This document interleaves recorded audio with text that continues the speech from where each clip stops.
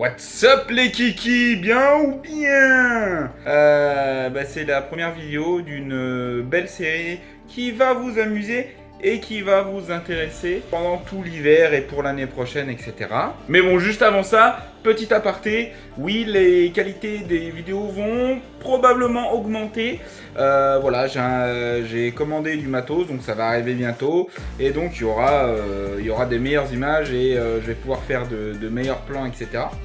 Donc ça sera beaucoup plus cool.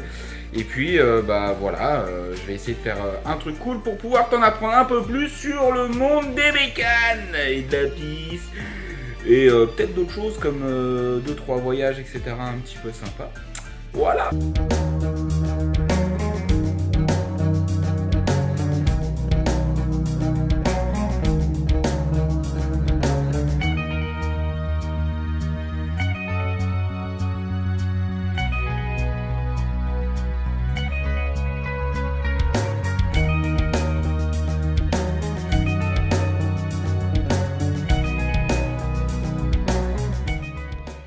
Et voilà l'épave.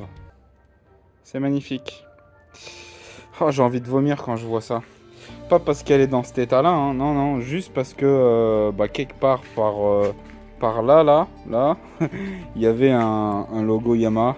Ouais, il devait peut-être être par là aussi, hein, mais on voit plus rien là. Voilà. Donc c'est magnifique, c'est magnifique. Une œuvre d'art, Wish. En même temps, tu me diras, c'est pas plus mal parce que bon. Ici, là, il y avait un avant, et ce gros pignouf, il avait mis quoi? Des veilleuses vertes, dégueulasses. C'est dégueulasse, voilà, vertes comme les vis, là, ces vis toutes pourries, Wish. Voilà, donc c'est pas plus mal que ça finisse comme ça, hein. Voilà, donc ce que vous voyez là, je vais vous faire après un petit montage de vidéo. Et c'est une chute à l'Ursi-Lévy juste avant l'entrée du circuit dans un virage à gauche. Et il s'est sorti pas vite, hein, à 80 km/h. Mais comme c'est un champ de patates, dès que tu sors de là, il n'y a pas de bac à sable, c'est que des champs de patates. Et j'entends champ de patates, c'est vraiment un champ de patates. C'est-à-dire que c'est un champ avec de l'herbe. Et t'as des vieilles rainures, traces d'ornières de tracteur. Et donc du coup, si la moto elle sort, elle chope les ornières. En plus là, c'était au mois de juillet, je crois, il faisait hyper chaud, c'était hyper dur. La moto elle s'est accrochée et allez hop, merci. Donc voilà, même une chute à 80, ça peut faire des dégâts. Donc je te fais juste le petit tour. Et écoute, c'est parti, je te fais un petit montage pour voir tout ça de plus près. Et après, je t'explique le pourquoi du comment.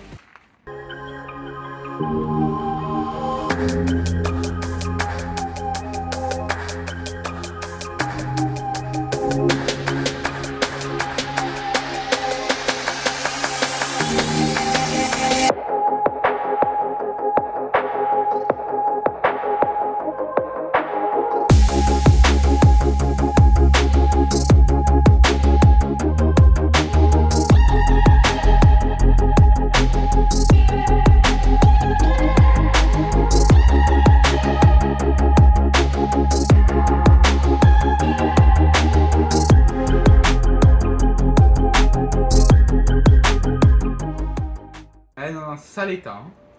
Bon, voilà, t'as vu les petites images de la moto, donc tu vois à peu près les dégâts.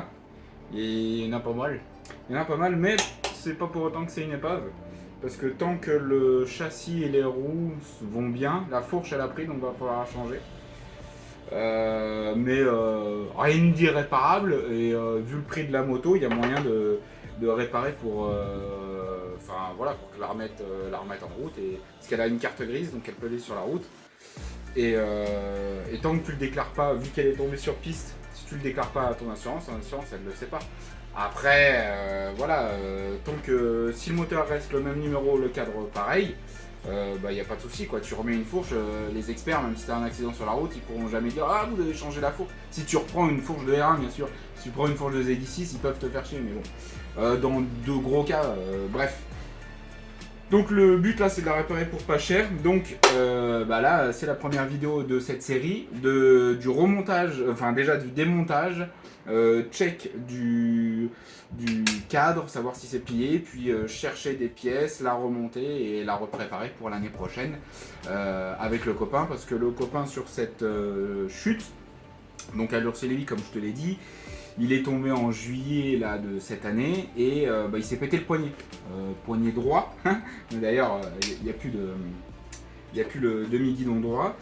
Et le but c'est de lui remonter ça pour qu'il puisse rouler l'année prochaine. Donc on a le temps, on va faire plein de vidéos et du coup ça va nous permettre de faire plein de vidéos pour toi, jeune motarde, jeune kiki.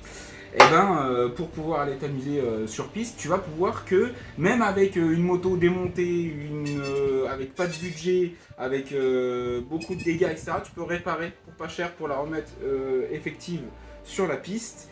Et puis, tout simplement pour te donner des conseils si tu connais pas trop en mécanique. Attention, je suis pas du tout un expert, je suis pas mécano, j'ai appris sur le tas, et puis voilà. Et petit aparté pour toi, mon petit kiki, tu le vois ce beau t-shirt? Tu le vois bien? Tu le vois? Regarde le bing. Regarde comment il est joli ce logo. C'est le Team Gaz 58. Voilà. Ça c'est Young. Et Team Gaz 58. Pourquoi je te parle de ce team? Parce que c'est le team avec lequel on roule, le team avec lequel tous les copains on est affiliés et puis avec lequel on roule. C'est même plus un team, c'est une famille. Et c'est super cool d'avoir quelque chose comme ça parce que il y a d'autres clubs moto, d'autres assos moto qui sont vraiment plus importantes. Et du coup, c'est pas c'est bien aussi, mais c'est pas la même ambiance. Là, c'est famille, c'est-à-dire que là, tu vois, il y a un des copains, il va faire de la course, il casse son moteur, il y a toujours un gars de l'asso pour aller l'aider. Là, c'est pareil, tu vois, là, le poteau, il s'est planté à l'Ursi, on fait appel aux copains de Team Gaz. Dans l'équipe, il y a un vrai mécano moto qui s'y connaît en compétition, qui était chef mécano d'un gros team en endurance. Donc voilà, on a plusieurs compétences et chacun aide quand il y a une galère. Et donc c'est pour ça que je vous parle, parce que tous les roulages qu'on fait, le plus possible, on roule avec eux. Et puis surtout, c'est que c'est juste une super ambiance, c'est une famille. Et puis si tu as besoin de commencer avec eux, c'est juste génial parce que il y aura des conseils, il y aura des pilotes Marshall, donc c'est-à-dire que tu vas aller sur la piste et puis il va y avoir 2 ou 3 pilotes qui vont te suivre, puis après qui vont te dire de les suivre pour prendre les bonnes trages, etc., pour te donner des conseils pendant toute la journée, tout le week-end si tu fais tout le week-end, pour te vendre des pneus à pas cher si tu fais partie de l'assaut, pour te donner des soirées, parce ils font pas mal de soirées pendant toute l'année pour juste cohésion, tu vois, c'est sympa de retrouver les copains pour un petit barbecue, etc. Donc franchement, gros big up au Team Gaz. Vous allez sûrement voir dans l'année et puis dans les vidéos beaucoup de choses avec eux. Donc surtout n'hésitez pas, Team Gaz 58, si vous voyez des roulages, si vous hésitez à partir, à faire de la piste, etc. N'hésitez pas, dès que vous voyez Team Gaz, c'est les copains. Vous pouvez y aller tranquille, vous serez bien accueillis et je vous jure que vous passerez le meilleur week-end moto que vous aurez jamais passé. Alors par quoi on va commencer? Tout simplement par la selle, parce que c'est le plus simple, et comme c'est de la merde Yamaha, pas parce que c'est fragile, bon aussi parce que c'est fragile, et comme ça a été super bien pensé, tu peux te rapprocher et filmer les vis qui sont ici directement. Comme ça a été super bien pensé, comme sur tous les possesseurs de MT-07, de MT-09, je sais pas quoi, les vis de selle, elles sont placées sous la selle. Du coup, tu es obligé de... voilà. Tu es obligé de soulever et de défoncer ta selle à chaque fois. Déjà, c'est pas pratique. Puis en plus, tu défonces la mousse à chaque fois pour pouvoir avoir accès à ces vis là et démonter ta selle. Et ça, c'est super chiant. Je sais pas pourquoi ils ont fait ça. C'est complètement débile. Mais bon, c'est comme ça. Et voilà, première pièce. Voilà, le copain, il est pas là, mais quand il va voir la vidéo, voilà à quoi elle ressemble ton épave. C'est magnifique. Il y a 2-3 trucs qui ont un petit peu bougé. Et tu peux voir ici que tout l'arrière de la moto, il a été arraché. et avec les cosses, les fils qui allaient avec. Donc ça, c'est pas trop grave, hein, ça se refait, mais après, faut juste retrouver quel fil faisait quoi et allait où. Et puis voilà, et puis là, tu vois, c'est pareil, ça a été coupé là. Donc voilà, là, ça va pouvoir permettre de regarder un petit peu et de faire un gros check pour voir ce qui est abîmé et tout ça. Et tu vois que là, ça, c'est, comment te dire, ça, c'est une plaque, voilà, en alu normal. Et en dessous, là, la noire, ça, c'est ta boucle arrière. C'est la boucle qui est ici, que tu vois là. C'est la boucle qui fait ça et qui est par ces gros vis. Et ça, si tu enlèves les deux vis ici, bah, en fait, toute cette partie, elle se barre. Et bah, tout ça, c'est ça, tu vois, c'est pété. Donc, c'est mort. C'est mort. Donc bah, c'est pas grave, hein, ça change, c'est 4 grosses vis et puis tu remets l'ensemble, mais voilà, faut tout démonter pour pouvoir après avoir accès et voir si le cadre il est pas vrillé. Et c'est ce qu'on va faire, on va essayer de dévisser toutes les vis qu'il y a à dévisser, et puis après bah, on verra l'étendue des dégâts une fois qu'elle sera complètement démontée.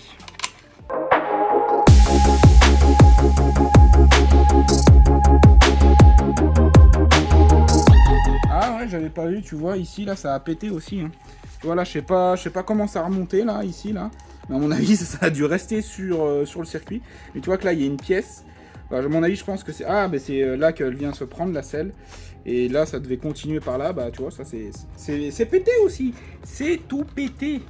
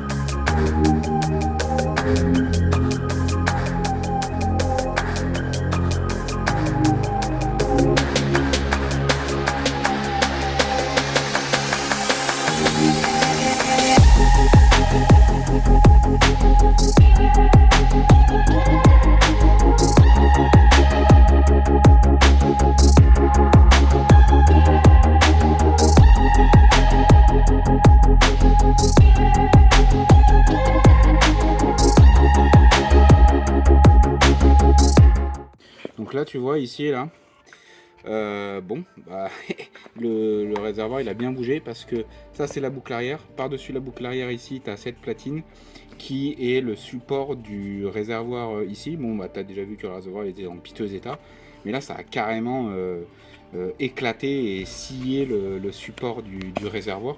Donc ça a bien bougé au niveau de toute la boucle arrière.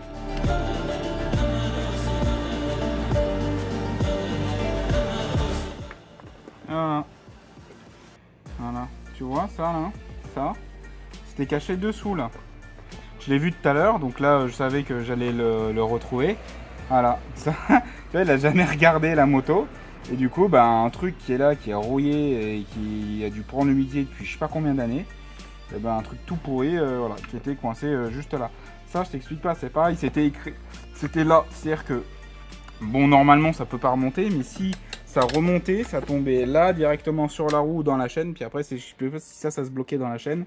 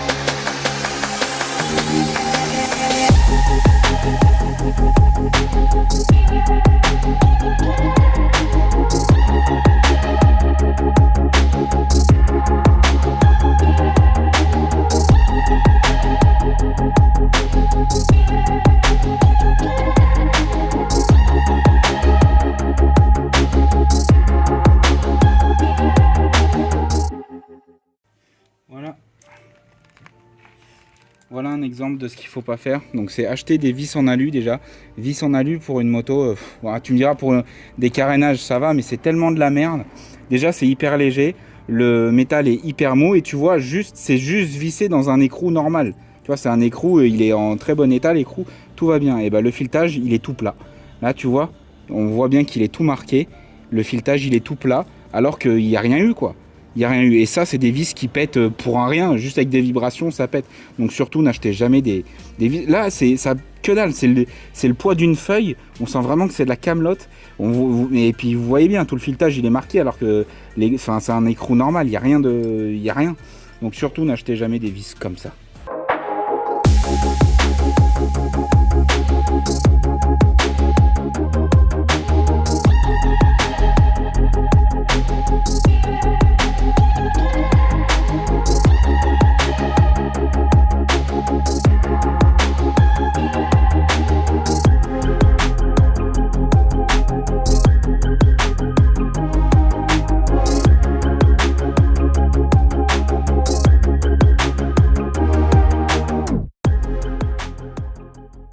Donc ça là c'était le début de l'araignée.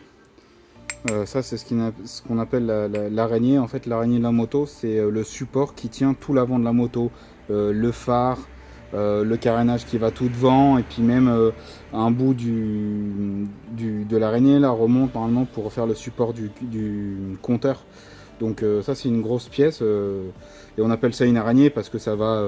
y a une plaque de fixation à droite normalement, à gauche, en haut, en bas pour fixer carénage, feu, compteur, etc. un peu partout. Et donc comme tu vois, il reste que ce petit bout là et ça c'est pareil. Si tu veux la remettre sur route, tu es obligé de remplacer, etc.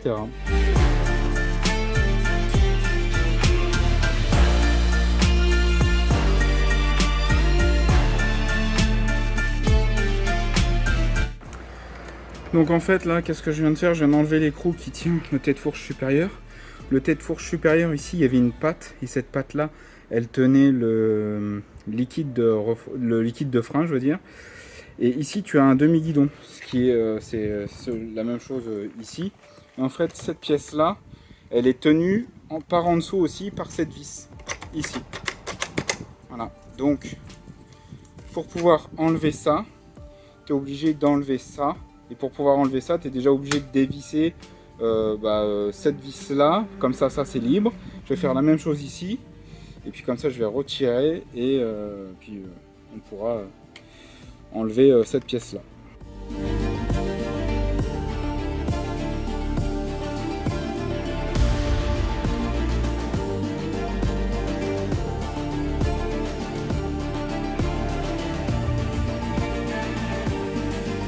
Bon voilà, il ne nous reste plus grand chose à démonter. Donc ça c'était la deuxième partie de ça là que je viens d'enlever. Donc on voit encore ici que ça a pété net. En fait ça c'est plein et puis en fait là ça a cassé net ici parce que ça c'est en fait c'est ici en fait c'est que ça a pété juste ici en fait. Donc là clac, il restait que ça sur la moto et puis la poignée voilà, c'est ce qu'on voit ici. Donc là hop, voilà, j'enlève le frein et donc on voit bien hein, il est vu qu'il est tombé à droite, ça l'a tordu et puis ça a coupé net. Donc là on va démonter tout ça pour avoir juste les câbles et puis après on va juste maintenir pour pas que ça traîne, pour pas que les câbles y traînent. On va démonter le radiateur et puis on aura tout fini pour que la moto elle puisse être révisée. Donc voilà, allez on continue.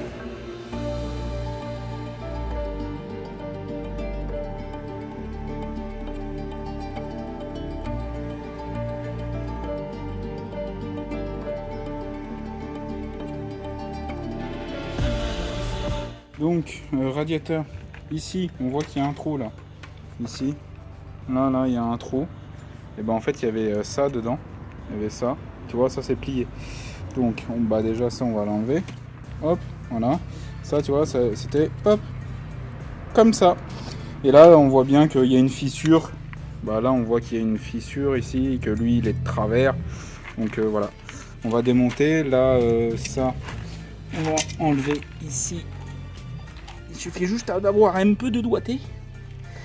Voilà. Voilà. Un petit peu de doigté, c'est tout. Là, ici, on fait pareil. Allez. Le plus dur, c'est que ça lâche tout de suite. Donc, si tu tires trop fort, tu te défonces les mains après. Voilà. Donc, ça, c'est bon. Ça, c'est bon. Tu vois qu'ici, là, il y a une patte. Ici, là. Ici, qui est censée être reliée à là. Et tu vois que là, il n'y a plus rien qui tient. Donc c'est bien cassé. Tac. Pareil, on fait attention. Voilà.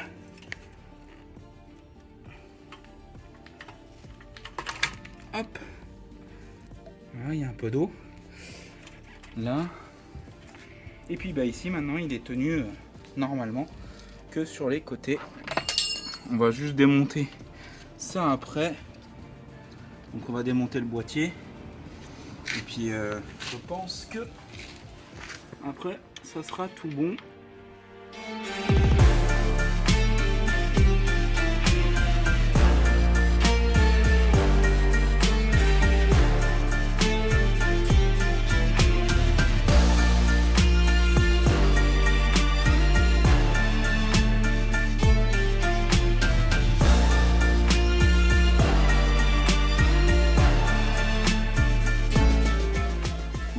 Qui est pétée, elle est dans le cadre et ça c'est chiant parce que c'est dans le cadre et c'est une vis de merde hein, donc c'est pour ça que je vous dis de pas acheter des vis Wish parce que c'est de la merde là. Pour aller la récupérer on va se faire bien suer et je sais pas comment on va faire encore mais pour l'enlever et ça c'est très chiant. Donc ne jamais acheter des trucs Wish parce que ça pète alors que des vraies vis ça se tord et ça pète pas.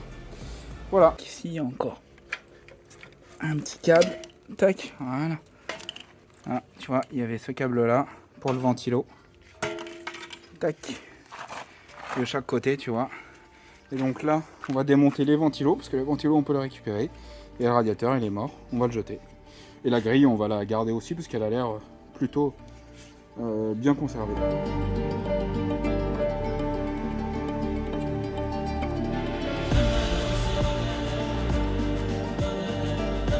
On a terminé le démontage, donc comme tu peux le voir il ne reste plus grand chose, déjà qu'il n'y en avait pas beaucoup, il ne reste plus grand chose. Maintenant il ne reste plus qu'à monter sur mon petit chopper, voilà, et puis y aller là on est bien là, les gars en chopper là qui sont comme ça, putain ça fait une sacrée position quand même, hein. Faut être vachement à l'aise, Non mais voilà, la fin de la première vidéo, donc j'espère que déjà ça aura pu te montrer un petit peu tout ce qu'il y a à démonter sur une moto. Tu vois que c'est assez facile, il suffit juste d'avoir les bons embouts, les bons cliquets, les bons tournevis, etc. Il n'y a rien de compliqué dans le démontage, le plus difficile c'est le remontage, de garder toutes les vis, de savoir où est-ce que chaque plastique, chaque support ça va, parce que ils ont tous des formes différentes, etc. Les vis elles ont toutes des tailles différentes, donc c'est ça le plus difficile. Démonter c'est le plus facile et de toute façon c'est en démontant que tu comprends comment est montée une moto, comment fonctionne une moto. Donc tu vois que voilà, c'est assez facile. Maintenant il n'y a plus qu'à voir si le cadre a été touché ou pas. S'il n'a pas été touché, c'est une très bonne nouvelle. Je pense pas qu'il ait été touché. Déjà on le verrait plus ou moins si c'était vraiment plié. Mais on va laisser ça aux pros avec les copains du Team Gaz 58. Et puis comme ça on saura si la moto elle est viable ou pas. Et puis après il y aura toute une série de vidéos sur la recherche de pièces, quel type de pièces on remet, combien ça coûte, est-ce que les pièces on va devoir les adapter, etc. Là les pots on vous les a montrés, on va les garder, on va les donner à un soudeur qui va les remettre en forme correctement, etc. Voilà, et puis tout le système électrique aussi qu'on va devoir refaire correctement pour tous les fils qui ont été coupés. Et puis on va en profiter pour faire un petit check-up complet de la moto, comme ça on va pouvoir voir si tout va bien. Et bien sûr à chaque vidéo, à chaque étape, vous allez pouvoir comprendre comment on change des plaquettes, comment on change un réservoir, une pompe de réservoir si on a besoin, une fourche, comment on remonte des commandes, comment on remonte des câbles de frein, merde, j'ai perdu le mot, des durites aviation de frein. Voilà, voir un petit peu comment on remonte tout, et puis ça pourra t'aider. Et voilà, ça te montrera que on peut partir de pas grand chose, une moto qui est en piteux état, et pour pas trop cher la remettre en état et aller se faire plaisir sur circuit. Et du coup on fera tout ça pendant l'hiver. On te montrera à la fin combien ça nous a coûté, à quoi ressemblera la moto, et tu pourras nous suivre à partir, une fois que la moto sera finie, tu pourras nous suivre, moi et les copains, sur toute la saison 2024, où on sera sur les circuits, etc. Et on pourra te filmer des jolis trucs, et de comment ça se passe, une journée à la piste, et qu'est-ce qu'on recherche, qu'est-ce qu'on travaille, etc. Allez, je te fais des bisous, et puis surtout n'hésite pas à faire tourner cette vidéo à tes grands-parents, tes parents, tes potes, qui tu veux. Et surtout aux gens que t'aimes pas, hein, comme ça ils pourront la regarder aussi, ça leur fera plaisir. Donc n'hésite pas, toi ça te coûte rien, hein, je le répète, ça te coûte rien, à part rester assis et regarder. Tu t'abonnes à la chaîne YouTube, à l'Instagram, et tu donnes de la force, tu commentes, tu partages, tout ça, et je te garantis qu'il va y avoir du très très lourd. Et voilà, le but c'est vraiment de monter un truc ensemble, et un truc qui pourra aller très très loin. Il y a de gros projets maintenant, voilà, ça ne tient qu'à vous. Allez, ciao ciao, partage ça, et puis on se donne rendez-vous à la prochaine vidéo. Ciao.